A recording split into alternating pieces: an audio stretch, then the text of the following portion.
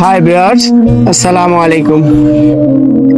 আজকের ভিডিওটি হলো যে আপনারা জানেন অলরেডি অনার্স ভর্তি পরীক্ষার রেজাল্ট দিয়ে দিয়েছে।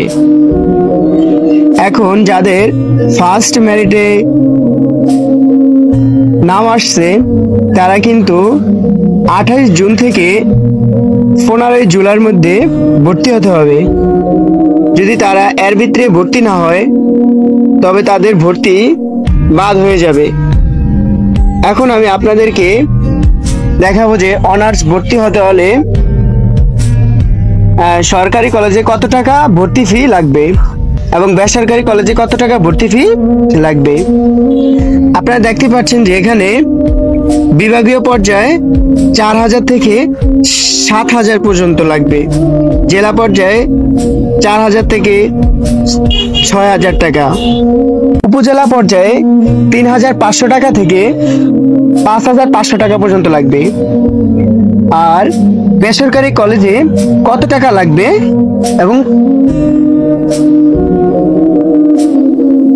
বিভাগীয় পর্যায়ে আপনার বিভাগীয় পর্যায়ে যে কলেজগুলো বেসরকারি সেই কলেজে আপনার 5000 থেকে 15000 টাকা, জেলা পর্যায়ে 5000 থেকে 10000 টাকা, উপজেলা পর্যায়ে 5000 থেকে 7000 টাকা।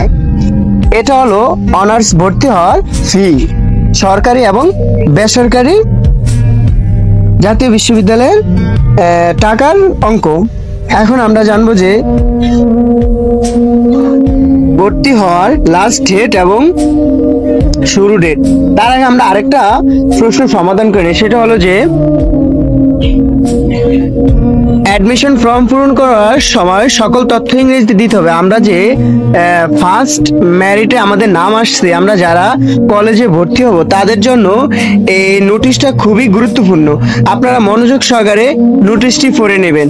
এখানে আমি আপনাদেরকে কিছু পড়ে শোনাই যে যখন আপনি ফর্মটা কলেজে নিয়ে জমা দিবেন, অনলাইনে ফর্মটা পূরণ করে 15 জুলাইয়ের ভিতরে নিয়ে ফর্মটা জমা দিবেন, তার আগে আপনার এই যেই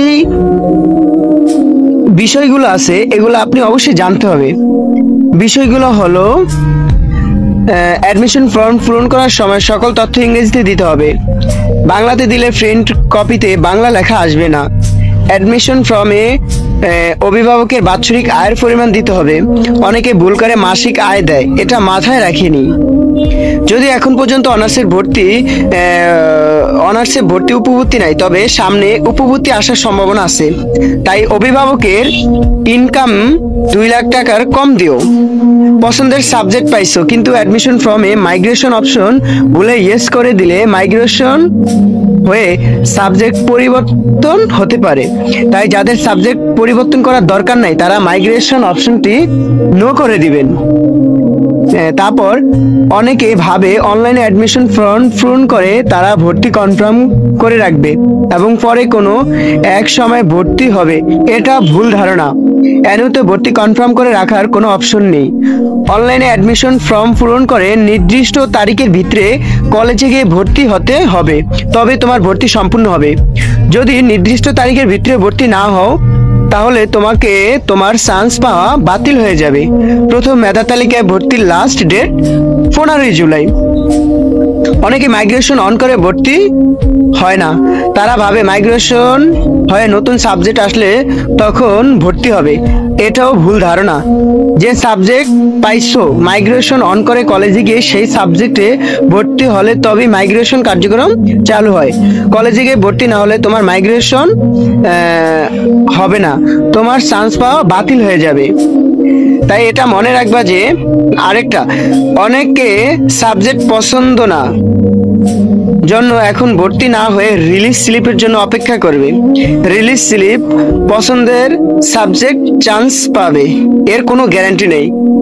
আর সেখানে 5টা কলেজ থেকে যে কোনো একটা কলেজ আসবে, তখন কিন্তু পছন্দের কলেজটাই আসবে, এটা নিশ্চিত আছে। রিলিজ স্লিপ একটা রিলিক্স অপশন, তাই সিদ্ধান্ত নেওয়ার আগে ভালো করে ভেবেচিন্তে সিদ্ধান্ত নিও।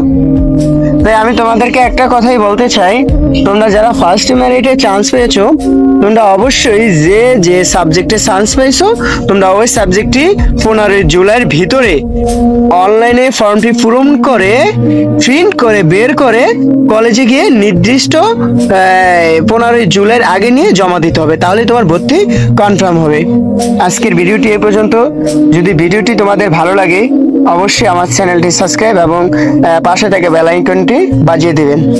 ধন্যবাদ।